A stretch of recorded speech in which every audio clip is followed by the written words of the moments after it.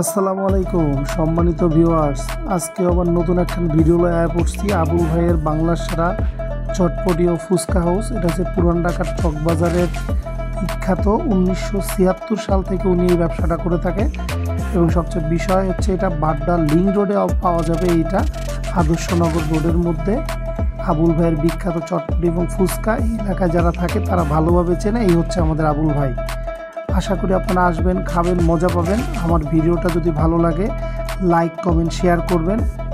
সবাইকে অসংখ্য ধন্যবাদ।